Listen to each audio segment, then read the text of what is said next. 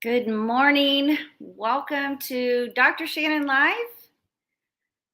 It's good to have you with us this morning. And we are in a series each week, Wednesday mornings at 9 o'clock Eastern Standard Time, to have one more tip, one more characteristic of what do healthy couples do? How are they uniquely doing life differently than maybe some of the others, that they have the secret sauce of making it work, long-term relationship satisfaction, longevity in their relationship? Hey, we want to know. We don't want to know what we're doing wrong. Good morning. We don't want to know what we're doing wrong. We need to know what it looks like to be good and healthy and right? So here's what we're going to be talking about today. Healthy couples, and this is a controversial one, so here goes. Healthy couples keep the differentiation of the unique us away from how they show up when they start their families. Let me say that again. Couples that are able to say, yes, the us, the two of us that we have been brought together and co-created into a oneness, is uniquely separate from the family that we created. And listen, I know that that is hard for families these days. They get caught up in the whirlwind of all of the kids' activities. And sometimes their social community is built around that and their activities. And that becomes an identity. Soccer mom, right? Coaching dad. And that's what the us does. But those couples that are able to say yes, and the us also dates weekly, just the two of them. The us also retreats quarterly, maybe a whole day or a night. Ooh, I'm going to talk about that in a minute. And the us vacations annually. And I'm not talking about dating weekly and or quarterly retreating or annual vacationing because you have to, because you want to. Healthy us couples look forward to pulling away being us, the way it all began in the beginning. Because if we do a really good job with all those children, they leave and then they don't come back, or at least we hope. They might boomerang back, they might visit back, but the bookends of life start with the us and end with the us.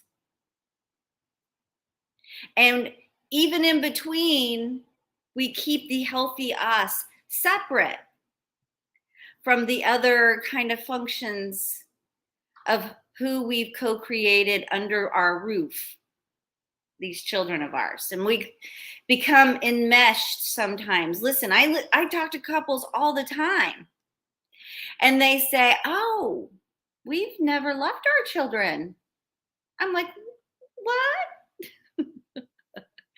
Okay, there might be a time and a function and a reason and a place, but when do you get to pull away and be just an us and not co-parents? When do you get to be a romantic lover and a kind of childish wonder adventurer? When do you get to go have fun and be playful apart from having to be a superior and overseer?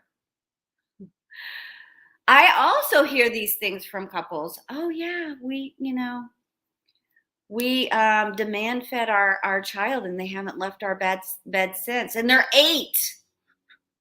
And I know that's controversial. And I know a lot of people believe in this unified sleep, kind of concept. And I can't even tell you its name, but I know there's one out there. But I'm like going, where is your intimate space apart from your children? How do you eventually, because they're eventually, if developmentally, going to not be in your bed. So when and how does that ever work if you don't intentionally create a distinct separation between there is a time and a place that the us goes and bees and is the us apart from you. And I am going to teach you and have you understand distinct boundaries, that there are times of privacy for the us. That's a healthy message to send to your children. And there's an intimate space that we can go and enjoy each other's company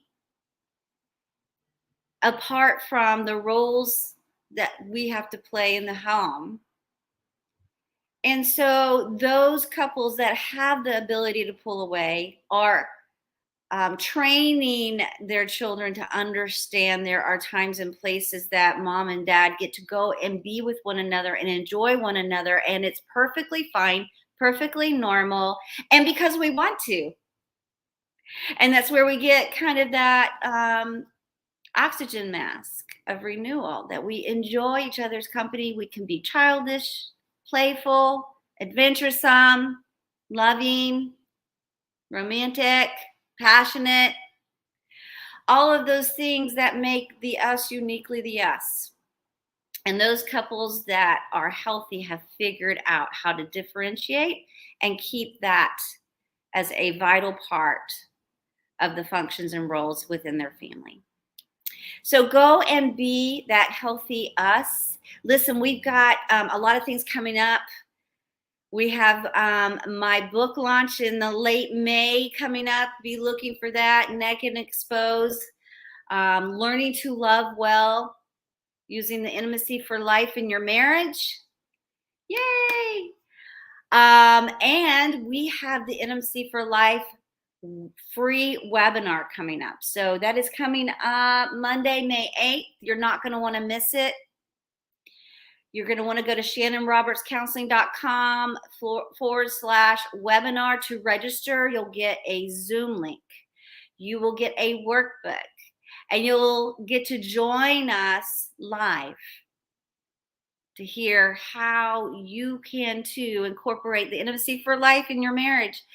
And you can also get the replay of the webinar so that you can have it to listen over and over again.